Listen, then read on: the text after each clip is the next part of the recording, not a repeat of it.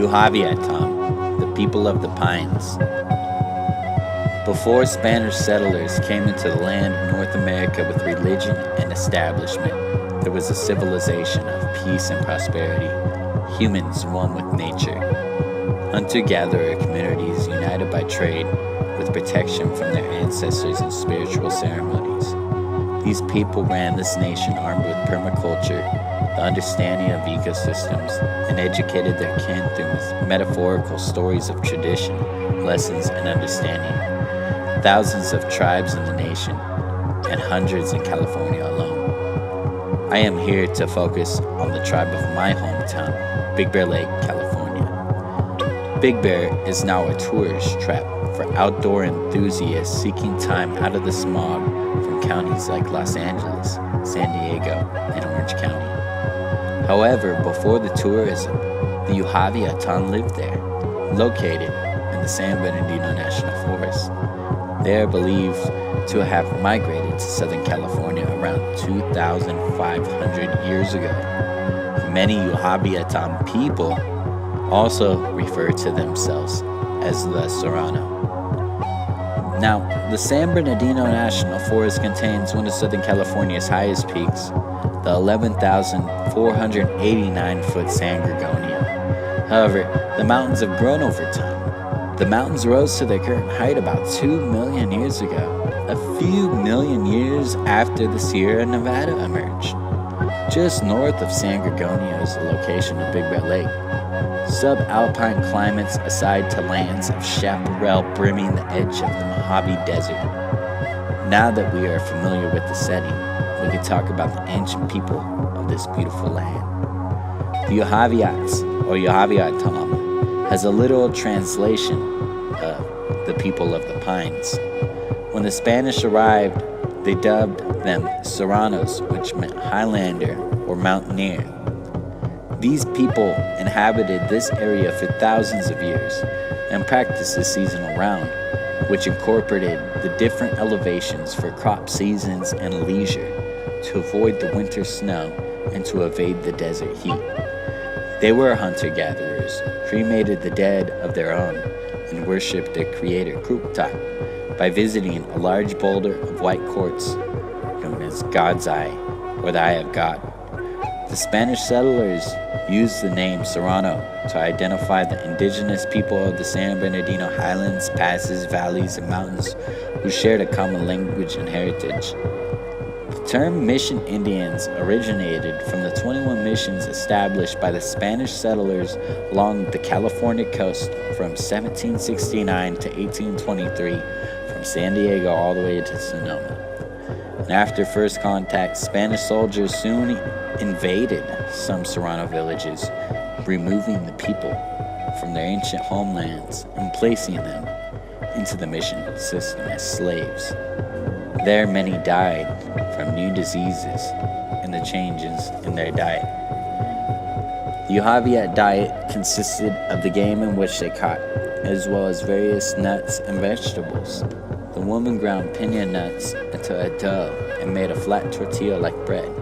They also gathered acorns from oak trees and ground them for a coarse flour, from which they made a porridge called wheat.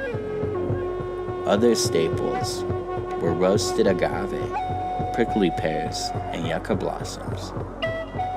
Now, the story of the Yuhaviatam can be best explained by its current tribal leader, James Ramos. Here's a small excerpt from the news article which explains the transferred story of the Yuhaviatam past. In cultural stories, the Yuhaviatam clan of Serrano Indians first came into being as a distinct people at Yuhaviat. Our creation story tells of the first people who tended to the creator Kuktak as he lay ill and dying in the Big Bear area. When the creator died, the people began to mourn and in their grief turned into pine trees. The fruit from these trees scattered and became food for those who would follow. Near where the creator died are called Yuhaviatam, and to this day we maintain the special connection to the land Creator's passing actually started with an argument between two brothers, Pak Kruktat and Kruktat. Kruktat sprang from his brother's left shoulder. Pak Kruktat created a man, but not in the form of Kruktat wanted. Pak Kruktat thought that man should have eyes on the back of their heads, webbed feet. Kruktat thought that he was just being greedy, believing that Pak Kruktat wanted to make webbed fingers so people wouldn't drop food between their fingers. It was Kruktat who ended up creating the people as they are today. The brothers quarreled until Pak Kruktat finally left this earth.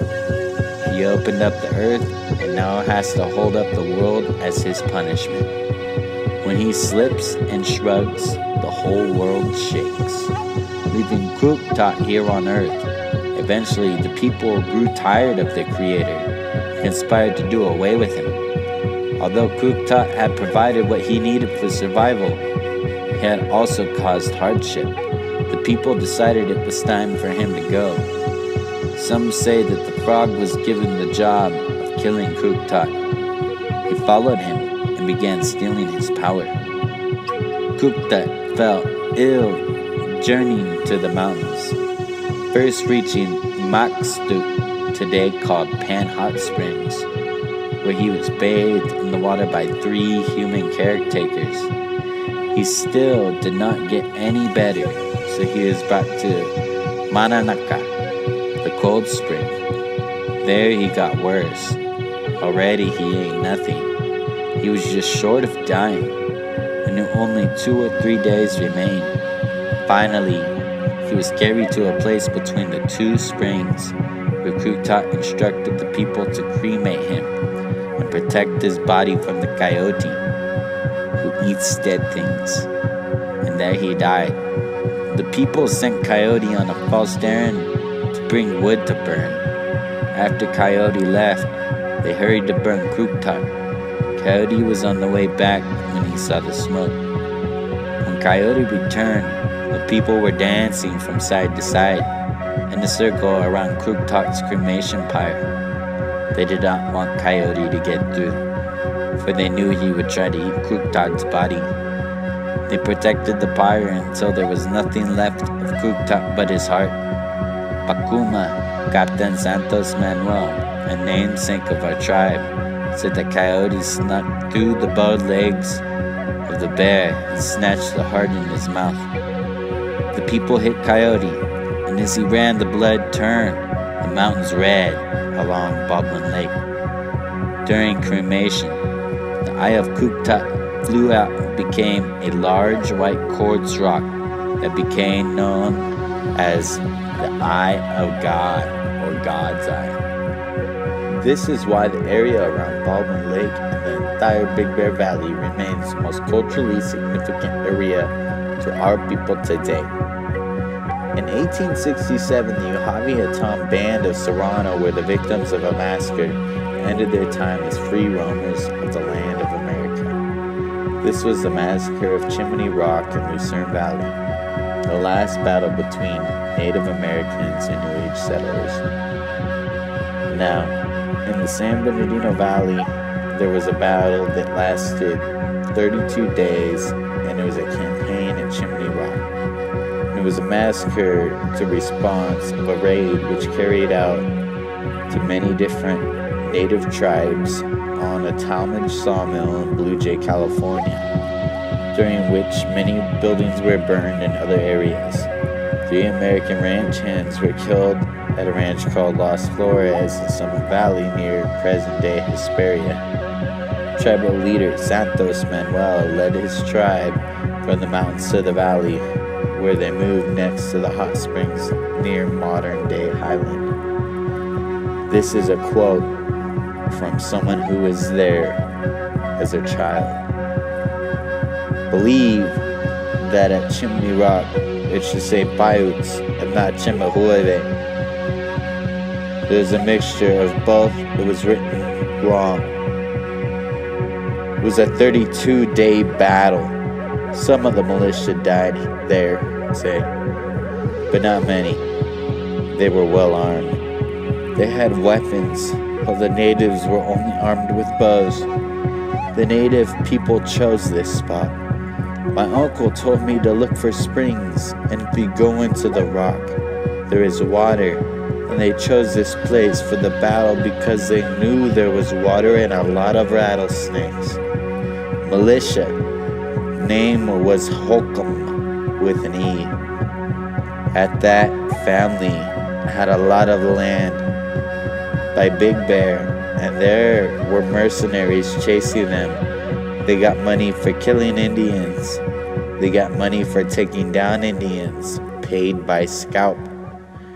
That was the proof that you killed an Indian, was by the scalp. These markers don't tell you about that. Many of my relatives died here.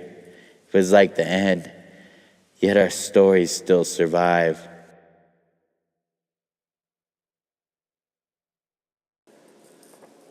So I believe that I have figured out the seasonal round of the Yuhaviatam. They resided next to what is now modern-day Baldwin Lake, right next to Big Bear Lake. They would have head west along the ridge of the valley, next to the swamp, down through the oak forest to Little Bear Lake, collecting acorns for the winter.